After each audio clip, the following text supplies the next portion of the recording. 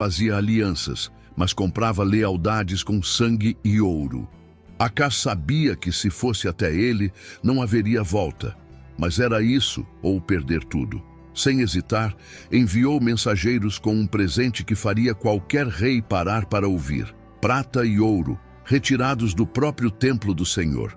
O tesouro mais sagrado de Judá agora era uma moeda de barganha. Mas Acás não se importou. Na carta que enviou ao rei assírio, não se colocou como um igual. Não exigiu ajuda. Ele se rebaixou, escreveu com as palavras de um servo: sou teu servo e teu filho. Vem e livra-me das mãos do rei da Síria e do rei de Israel. Os mensageiros partiram. O ouro trocou de mãos. E quando a resposta veio, não veio com palavras. Veio com o som de milhares de passos marchando. O exército assírio se moveu como uma tempestade, devastando tudo em seu caminho. Mas um rei como Tiglat-Pileser III não socorre ninguém sem um preço. E Acás logo descobriria que esse preço seria mais alto do que ele jamais imaginou. O rugido da guerra atravessou as terras como um trovão distante. O rei da Assíria ouviu o chamado de Acás e respondeu com força brutal. Suas tropas avançaram como uma tempestade sobre a Síria. O rei Rezim, que antes parecia tão poderoso, agora não passava de uma presa encurralada. Damasco caiu diante das espadas assírias, suas muralhas desmoronaram e o sangue de seus guerreiros tingiu as ruas. O próprio Rezim foi morto, sua cidade saqueada e o poder da Síria esmagado para sempre. Acás recebeu a notícia como um homem que finalmente solta um suspiro depois de ficar tempo demais submerso. Estava salvo. O perigo imediato havia passado. Mas a vitória não tinha o gosto doce que ele imaginava. O rei da Assíria não era um aliado. Era um senhor cruel que cobrava cada favor com juros impagáveis. Judá agora estava sob seu domínio. O ouro que Acás enviara como tributo era apenas o começo. Mais impostos, mais obediência, mais humilhação estavam por vir. E não foi apenas a Síria que sofreu. A Síria também voltou seu olhar para o reino de Israel. Peca, o rei que se uniu a Rezim contra Acás, agora provava de seu próprio veneno. Suas cidades foram atacadas, seu povo capturado e levado como escravo para terras distantes. Israel estava de joelhos. Judá ainda permanecia de pé, mas por um fio. Acás não percebeu que, ao se dobrar diante do rei da Assíria, também começava a se curvar diante dos deuses estrangeiros. Em sua mente, a força do Império Assírio não vinha apenas de seus exércitos, mas dos ídolos que adoravam. E quando teve a chance de ver com seus próprios olhos o que a Assíria chamava de sagrado, algo dentro dele mudou. Em Damasco, Acás encontrou um altar diferente, imponente, e ali tomou uma decisão que traria consequências que Jerusalém jamais esqueceria. O vento quente soprava entre as ruínas de Damasco, enquanto Acás caminhava pelos destroços da cidade conquistada. Ele deveria sentir alívio por estar livre da ameaça dos sírios, mas algo dentro dele estava inquieto. Seus olhos percorriam os templos profanados, os ídolos derrubados, os altares quebrados pela fúria do exército assírio. E então, em meio à destruição, ele viu algo que chamou sua atenção: a estrutura de um altar diferente de tudo que já existira em Judá. Imponente, trabalhado em pedra escura, um símbolo de poder e devoção aos deuses estrangeiros. Ele parou diante daquele altar, observando os sacerdotes pagãos queimando oferendas, sentindo o cheiro da fumaça subir ao céu. Os assírios eram a nação mais forte da terra. Seu exército era temido, suas muralhas eram intransponíveis. E se sua força viesse não apenas de suas espadas, mas também de seus deuses, Acás nunca teve uma fé firme no Deus de Israel. Agora, ao ver com seus próprios olhos a glória da Assíria, uma ideia tomou conta de sua mente. Se quisesse um reino forte, deveria seguir o exemplo dos mais poderosos. Ele ordenou que seu sacerdote Uria copiasse os detalhes daquele altar e o construísse em Jerusalém. Não importava que fosse diferente do que Deus havia mandado para o templo. Não importava que seus ancestrais nunca tivessem se curvado a deuses estrangeiros. Acaz queria o que a Assíria tinha e estava disposto a pagar qualquer preço. Quando voltou para Judá, a obra já estava pronta. O altar do Senhor foi empurrado para o lado, relegado a segundo plano. O novo altar dominava o espaço sagrado. E com ele vieram novos sacrifícios, novos rituais, novos deuses. Acaz mergulhou Judá na idolatria como nunca antes, mas ele ainda não tinha chegado ao ponto mais sombrio, pois para demonstrar sua devoção precisava oferecer algo mais, algo valioso, algo insubstituível. A fumaça subia espessa no ar, dançando entre as chamas de um fogo que nunca deveria ter sido aceso. O cheiro de carne queimada se misturava com o incenso dos altares, enquanto os tambores rufavam em um ritmo sombrio, abafando qualquer outro som. Acaz estava ali, no vale de Inom, diante da estátua de Moloque, o ídolo de bronze com braços estendidos, como se esperasse uma oferta preciosa. O rei de Judá, o descendente de Davi, aquele que deveria proteger seu povo, estava prestes a fazer o impensável. O sacrifício já havia sido decidido. Não seria apenas ouro ou animais. Não seria mais um ritual simbólico para agradar aos deuses estrangeiros. O que Acaz entregaria agora era carne e sangue do seu próprio filho. O menino, jovem demais para entender o destino que o aguardava, foi colocado nos braços incandescentes da estátua, onde as chamas o consumiram lentamente. Não houve gritos, pois os tambores tocavam alto demais. O povo olhava, assustado, horrorizado, mas ninguém ousava impedir. Afinal, era o rei que estava ali, e quem se levantaria contra ele? Acaz acreditava que essa oferta o tornaria mais forte, que os deuses pagãos lhe dariam poder, proteção, talvez até a aprovação do rei da Assíria. Mas o que ele realmente fez foi abrir uma ferida em Judá que jamais seria esquecida. A Terra Santa, escolhida por Deus, agora estava marcada pelo sangue de uma criança inocente. E isso não ficaria sem resposta. A notícia desse sacrifício correu por todo o reino, chegando aos ouvidos de um homem que falava em nome do próprio Deus. Isaías, o profeta, viu além da fumaça. Ele enxergou o que Acaz se recusava a ver. Deus ainda estava no controle. Deus ainda oferecia um caminho. Mas Acaz, cego pela sua própria ambição, não queria ouvir. Ele estava convencido de que sua fé estava nos altares errados e nada o faria mudar de ideia. O silêncio caiu sobre Jerusalém como uma sombra densa. O povo ainda tentava entender até onde Acaz estava disposto a ir. O sacrifício de seu próprio filho havia sido a prova definitiva de que ele não servia mais ao Deus de Israel. Mas enquanto ele se afundava cada vez mais em sua idolatria, Deus não se calou. Isaías, o profeta, apareceu no meio da tempestade, carregando uma mensagem que não vinha dos reis da terra, mas do próprio Criador. Isaías se colocou diante do rei, firme e inabalável. Ele não era um guerreiro, nem possuía um exército. Seu poder não vinha de espadas ou alianças políticas, mas de palavras. E quando falou, sua voz atravessou o ar como um trovão. Pede um sinal ao Senhor, teu Deus, seja nas profundezas da terra, seja nas alturas do céu. Mas Acaz, com um sorriso amargo, balançou a cabeça. Ele não queria ouvir, ele não queria um sinal. O profeta sabia o porquê. Acaz já havia escolhido seu próprio caminho, sua própria segurança. O Deus de Israel era um obstáculo inconveniente para quem queria controlar o próprio destino. Mas Isaías não terminou ali. Se o rei não pedia um sinal, Deus mesmo daria um. Eis que uma virgem conceberá e dará à luz um filho, e ele será chamado Emanuel. O nome pairou no ar como algo sagrado. Emanuel, Deus conosco. uma promessa, um prenúncio de que o verdadeiro rei ainda viria, um que não trairia seu povo, que não se dobraria diante de ídolos. Mas Acaz não deu ouvidos. Seu coração já estava entregue a outra fé, e seus pés já caminhavam por um caminho sem volta.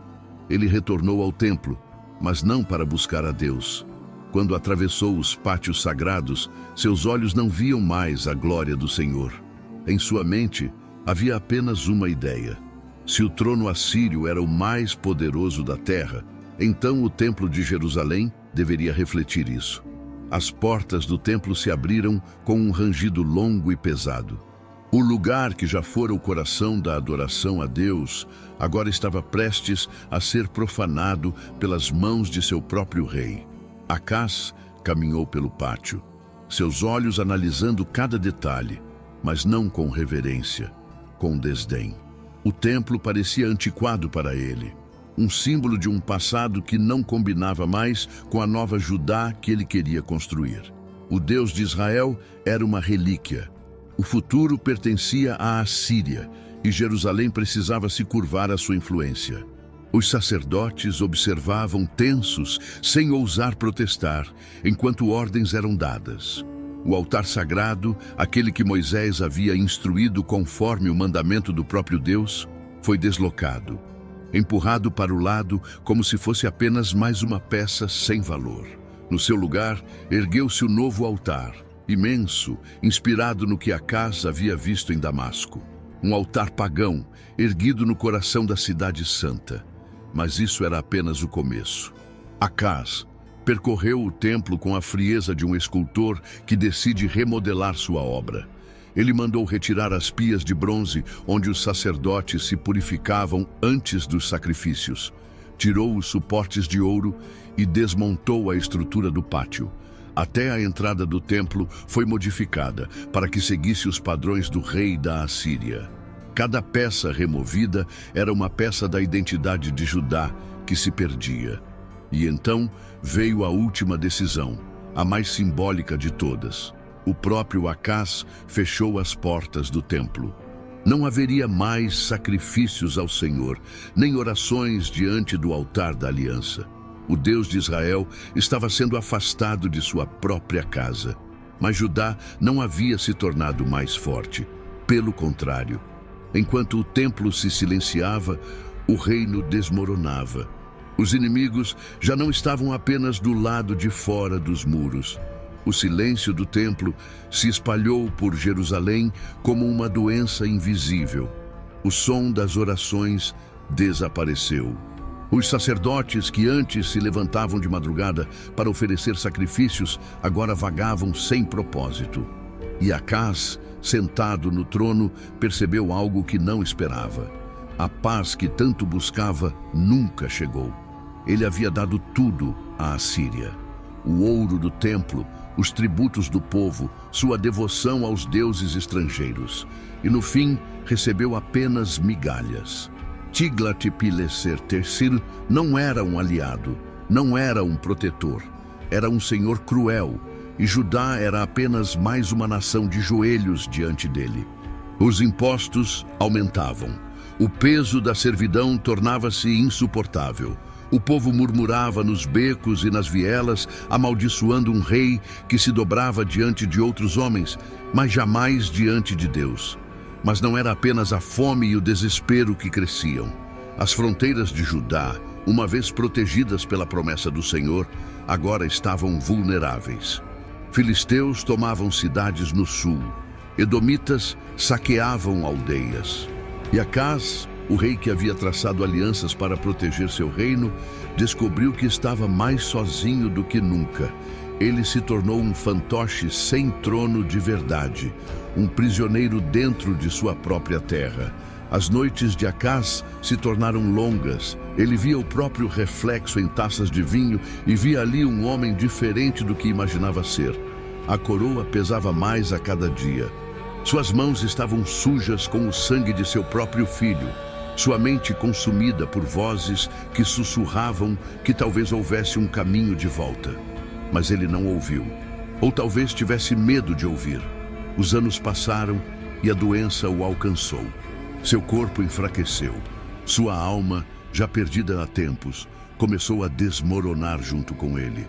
Mas mesmo à beira da morte, Acás não buscou o Deus de seus antepassados. Não havia mais fé em seu coração. A respiração de Acás tornava-se mais fraca a cada dia.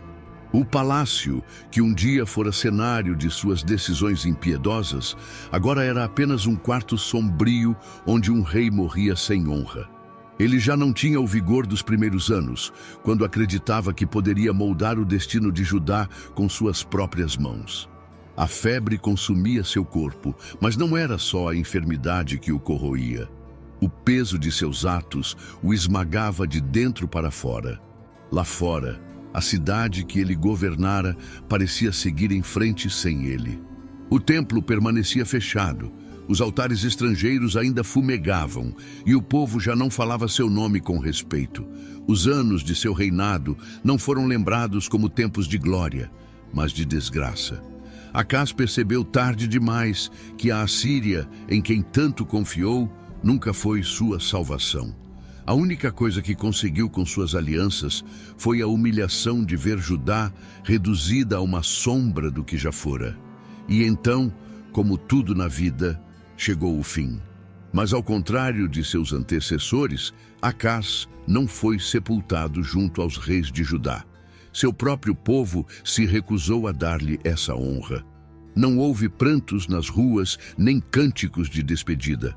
Apenas um silêncio pesado e um reino despedaçado, esperando por algo, por alguém, por uma chance de redenção. E essa chance viria. Pois o nome que agora ecoava nos corredores do palácio não era mais o de Acás, mas o de seu filho, Ezequias. O herdeiro que carregava o peso de um passado corrompido, mas que tinha diante de si a escolha que seu pai nunca fez. O destino de Judá ainda não estava selado. Ainda havia tempo para restaurar o que foi perdido.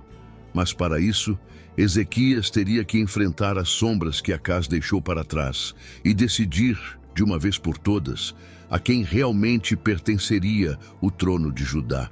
O nome de Acás desapareceu como cinzas levadas pelo vento. Seu reinado não deixou estátuas erguidas, nem cânticos em sua memória. Apenas um rastro de destruição, como pegadas na areia antes da maré subir. Mas sua história não foi esquecida. Pelo contrário, tornou-se um aviso, um eco distante que ainda ressoa para aqueles que ousam caminhar pelo mesmo caminho. Acás teve escolhas. Desde o primeiro dia no trono, ele esteve diante de dois caminhos: confiar no Deus de seus antepassados ou se curvar às nações que pareciam mais fortes. Ele escolheu a segunda opção, acreditando que poderia garantir segurança por conta própria, negociando sua fé como se fosse moeda de troca. Mas o que ele ganhou? Uma falsa proteção, um reinado marcado pela servidão e um fim sem glória. Seu erro mais fatal não foi apenas fazer alianças com a Assíria ou remodelar o templo, mas sim virar as costas para Deus e buscar poder onde não havia vida. Ele entregou seu filho a um ídolo que nunca poderia salvá-lo, fechou o templo onde poderia ter encontrado redenção e morreu sem jamais reconhecer que a resposta que tanto procurava esteve diante dele o tempo todo. Mas há algo curioso na história de Acás. Seu filho Ezequias trilhou um caminho oposto. Enquanto Acás fechou as portas do templo, Ezequias as reabriu. Enquanto o pai afastou Judá de Deus, o filho restaurou a fé da nação. Isso nos ensina que o passado não precisa definir o futuro. Nem sempre carregamos os erros daqueles que vieram antes de nós. Cada um tem o poder de escolher a quem servirá. A história de Acás é um lembrete amargo de que confiar nas forças erradas nos leva à ruína. Mas também nos ensina que sempre há um novo começo. Sempre há uma chance de reabrir portas que um dia foram fechadas. Se você gostou da história de Acás e quer continuar acompanhando outras histórias de fé e superação, não deixe de curtir esse vídeo e compartilhar com quem você ama. E claro, inscreva-se no canal para não perder nenhum conteúdo novo. Juntos, vamos explorar mais lições poderosas da Bíblia.